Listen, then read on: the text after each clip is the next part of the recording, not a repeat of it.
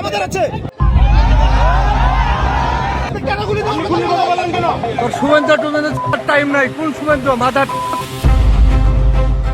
বাংলাদেশ ভারতের 4156 কিলোমিটার সীমান্ত জুড়ে কি ঘটছে? এখানে শুধু মানুষ ঠেলে দেওয়ার ঘটনা ঘটছে না, চলছে আরো বড় এক খেলা।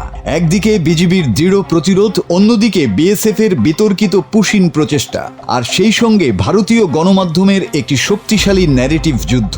প্রশ্ন হলো, সীমান্তে আসল লড়াইটা কি বন্দুকের নাকি তথ্য আর প্রচারণার? বাংলাদেশ ভারত সীমান্তে সাম্প্রতিক ঘটনাগুলোতে সবচেয়ে আলোচিত বিষয় হল বিজিবির অবস্থান। বিভিন্ন সীমান্ত পয়েন্টে পুশিনের অভিযোগে পাঠানো লোকজনকে ফিরিয়ে দিয়ে বিজিবি স্পষ্ট বার্তা দিয়েছে, যথাযথ যাচাই বাছাই ছাড়া কাউকে বাংলাদেশ গ্রহণ করবে না। স্থানীয় পর্যায়ে এমন ঘটনাও দেখা গেছে যেখানে বিজিবির সদস্যরা বিএসএফকে সরাসরি জানিয়ে দিয়েছেন সীমান্তে একতরফা সিদ্ধান্ত চাপিয়ে দেয়া চলবে না। অনেক জায়গায় সাধারণ মানুষও বিজিবির পাশে দাঁড়িয়েছে, ফলে বেশ কয়েকটি ক্ষেত্রে বিএসএফকে পিছু হটতে হয়েছে। কিন্তু এখানেই শেষ নয়, ঘটনাটির আরও একটি গুরুত্বপূর্ণ দিক আছে, তথ্য ও প্রচারণার যুদ্ধ। ভারতের প্রভাবশালী সংবাদ মাধ্যম টাইমস অফ ইন্ডিয়া ও হিন্দুস্তান টাইমস সাম্প্রতিক কয়েকদিনের ধারাবাহিকভাবে এমন কিছু শিরোনাম প্রকাশ করেছে যা পুরো ঘটনাকে ভিন্নভাবে উপস্থাপন করে। এই পত্রিকাগুলোতে প্রকাশিত একাধিক প্রতিবেদনে এমন শিরোনাম দেখা গেছে যেখানে বলা হয়েছে বাংলাদেশ নিজেদের নাগরিকদের গ্রহণ করছে না, আবার পুশিনে ব্যর্থ হলে তারাই শিরোনাম করছে বিএসএফ মানবিক কারণে তাদের আশ্রয় দিচ্ছে। তবে বাংলাদেশের অবস্থান সম্পূর্ণ ভিন্ন।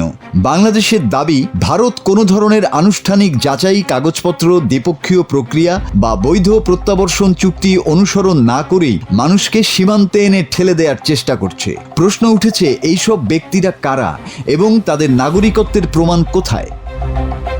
এখানেই উঠে আসে বিএসএফ এর কর্মকাণ্ড নিয়ে প্রশ্ন। যদি কেউ সত্যিই বাংলাদেশি হন, তাহলে আন্তর্জাতিক নিয়ম অনুযায়ী পরিচয় যাচাই, কূটনৈতিক যোগাযোগ এবং আনুষ্ঠানিক হস্তান্তর প্রক্রিয়া থাকার কথা।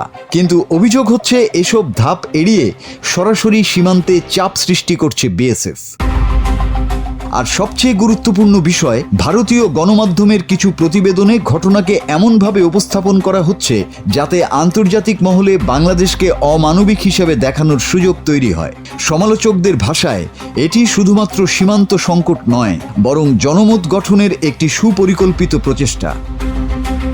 বিশ্ব অর্থনৈতিক ফোরাম, মাইক্রোসফট এবং সমীক্ষা প্রতিষ্ঠান স্ট্যাটিস্টার 2024 থেকে 2026 সালের প্রতিবেদন অনুযায়ী বিশ্বে মিথ্যা ও ভুয়া তথ্য ছড়ানোর ঝুঁকিতে শীর্ষে রয়েছে ভারত।